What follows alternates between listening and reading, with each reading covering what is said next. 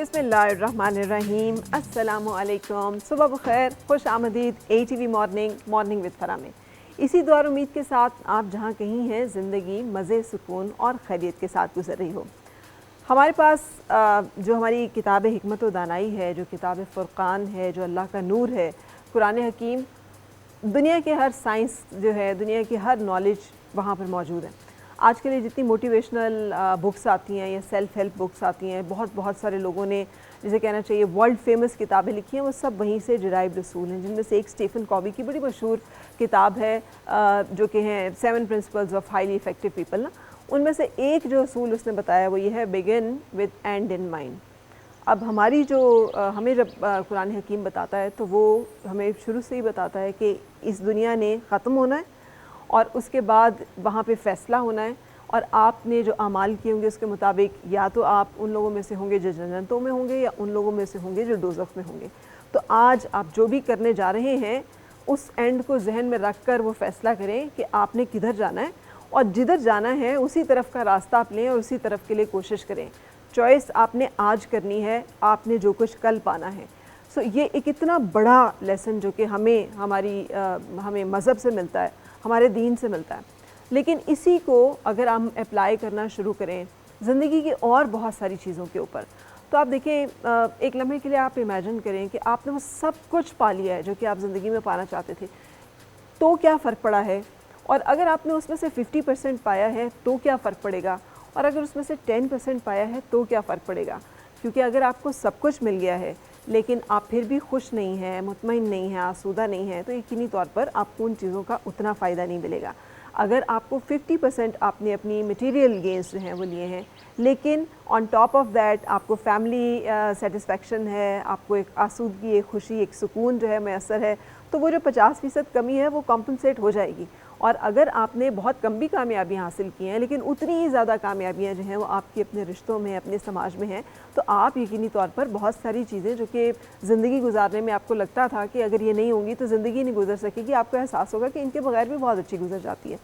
میں نے بہت سارے لوگوں کو انٹرویو کیا ہے زندگی میں، ان میں سے ایک انٹرویو میں نے کیا تھا ایک ایسی خاتون کا جو پاکستان کی تو کم از کم معمر ترین خاتون تھی۔ اس وقت وہ خاتون کلیم کرتی تھی کہ ان کی ایج جو ہے 133 سال ہے، اور Guinness book of world record میں جو سب سے زیادہ جو طویل لوگ کے عمروں کے لوگ ہیں، اس وقت اتنی عمر کسی کی بھی نہیں تھی۔ بہرحال میں ان سے ملنے کے لیے گئی اور میں نے دیکھا کہ ان کے پوتے، ان کے پڑ پوتے اور وہ سب لوگ کس طرح سے جڑا ہوا ایک خاندان تھا۔ یعنی وہ کہ ایک نیوکلیر فیملی نہیں تھی، وہ ایک جوائنٹ فیملی تھی جس میں پوتے بھی ہیں، پڑ پوتے بھی ہیں، بیٹے تو کئی ہیں جو کہ دنیا سے چلے گئے ہیں لیکن ماں جی حیات ہیں، اور وہ کس طرح سے ان کو لک آفٹر کر رہے ہیں اور کس طرح سے ان کے آگے پیچھے ہیں۔ تو میں دیکھ رہی تھی کہ ان کی 133 سالہ زندگی کا ایک راز جو ہے، یہ بہت سارے خوبصورت رشتے بھی تھے، انہوں نے کوئی زندگی میں بہت ساری نوکریاں نہیں کی تھیں، کوئی بہت ڈائٹ ایسی نہیں تھی، کوئی بہت ان کی سہل اور آسان زندگی نہیں تھی، لیکن یہ ایک بلیسنگ جو تھی، اس بلیسنگ نے ان کو زندگی کی بہت ساری مشکلات کو اوور کرنے میں ہیلپ کر دیا۔ ان کمپیئر ٹو دیٹ میں نے ایک ایسے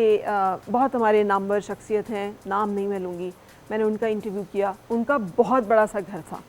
یہاں پاکستان کے ایلیٹسٹ ایریا میں، ان کا بہت بڑا گھر تھا، اور جب میں ان سے انٹرویو، اور ان کا ایک بڑا بھرپور کریئر تھا اور ان کو پوری دنیا جو ہے وہ جانتی ہے،